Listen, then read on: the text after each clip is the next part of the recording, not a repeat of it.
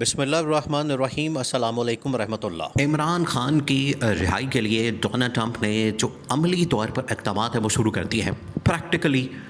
Donald Trump کی جانب سے عمران خان کی رہائی کے اوپر اقدامات شروع کر دیے گئے ہیں، اور اس سلسلے میں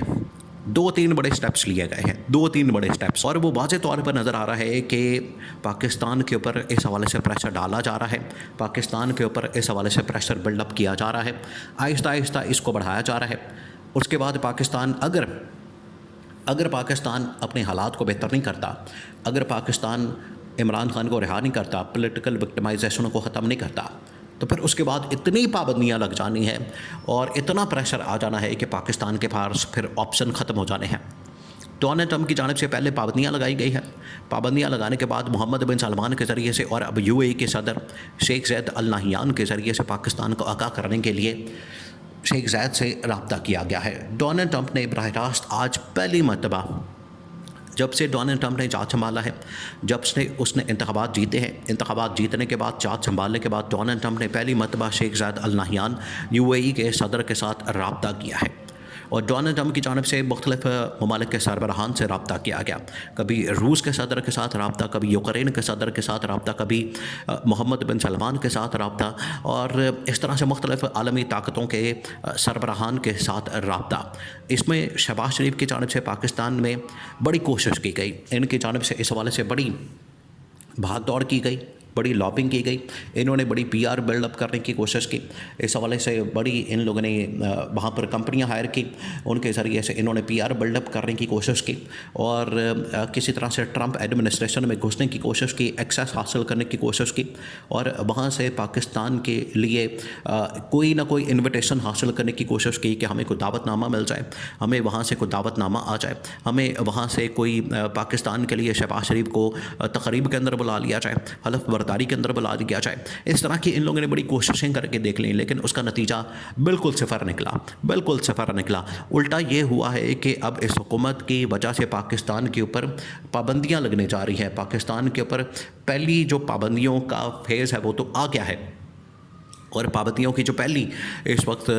پورا کا پورا پیکج ہے وہ تو آ گیا ہے، آگے مزید پابندیاں لگ سکتی ہیں۔ اسی وجہ سے پاکستان کو سمجھانے کے لیے مختلف جو پاکستان کے دوست ممالک ہیں ان کے ذریعے سے پاکستان کو اپروچ کر کے حالات و واقعات کی بہتری کا پیغام دیا جا رہا ہے، ان کو بتایا جا رہا ہے کہ اگر آپ نے اپنے حالات و واقعات کو بہتر نہ کیا تو مزید پابندیاں راستے میں ہیں، اور مزید پابندیاں آپ کے اوپر لگ سکتی ہیں۔ دو تین لوگوں کے ذریعے جو پاکستان کے دوست ممالک ہیں ان کے سربراہان کے ذریعے، دیکھیں پاکستان کے دو تین دوست ممالک ہیں، ایک تو چائنا ہے۔ اب جہاں تک چائنا کی بات ہے تو امریکہ اور چائنا ویسے ہی آمنے سامنے ہیں، ان کے درمیان ایک ٹریڈ وار چل رہی ہے، ان کے درمیان ایک بزنس وار چل رہی ہے، ان کے درمیان ایک کاروباری جنگ چل رہی ہے، ان کے درمیان جو ٹیرف کی جنگ ہے، ان کے درمیان جو ایک کاروباری ڈیل کی جنگ ہے وہ تو چل رہی ہے۔ اس وجہ سے امریکہ جو ہے چائنا کے تھرو پاکستان کے ساتھ کام نہیں کرتا، اور بلکہ چائنا کو کاؤنٹر کرنے کے لیے یہ یہاں پر اتحادیوں کو ڈھونڈتا ہے، اور چائنا کو کاؤنٹر کرنے کے لیے امریکہ نے ہمیشہ سے انڈیا کا استعمال کیا۔ تو یہاں چائنا کے معاملے میں تو بالکل گیم مختلف ہے۔ دوسری جانب اگر بات کی جائے پاکستان کے دو تین اور دوست ممالک، جس میں ایک سعودی عرب ہے، ایک یو اے ای ہے، تو سعودی عرب اور یو اے ای کو اب استعمال کیا جا رہا ہے پاکستان کے حالات و واقعات کی بہتری کے لیے، اور ان کو پیغام بھیجا گیا۔ پہلے جو ہے سعودی کراؤن پرنس محمد بن سلمان سے رابطہ کیا گیا، اور ڈونلڈ ٹرمپ نے اقتدار سنبھالنے کے بعد تقریباً کو دو تین دفعہ، یہ پہلی مرتبہ ہوا۔ ایک تو یہ کہ سعودی عرب کی جو اہمیت ہے وہ اس حوالے سے بھی بہت زیادہ بڑھ چکی ہے، بہت زیادہ، کہ وہاں پر سعودی عرب کیا کر رہا ہے؟ سعودی عرب یہ کام کر رہا ہے کہ وہاں پر بیٹھ کر سعودی عرب یوکرین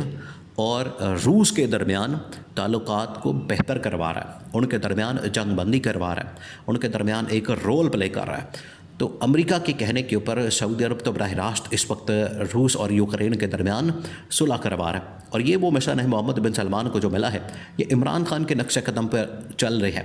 عمران خان نے بھی کہا تھا کہ ہمیں جنگوں کا خاتمہ کرنا ہے، دوستیاں بڑھانی ہے، دوستیاں بنانی ہیں، اور دوستوں کو آپس میں ملانا ہے، اور ان کے تعلقات کو بہتر کرنا ہے، ڈپلومیٹک ریلیشنز کو بحال کرنا ہے، اور ڈپلومیٹکلی مسئلے کا حل نکالنا ہے۔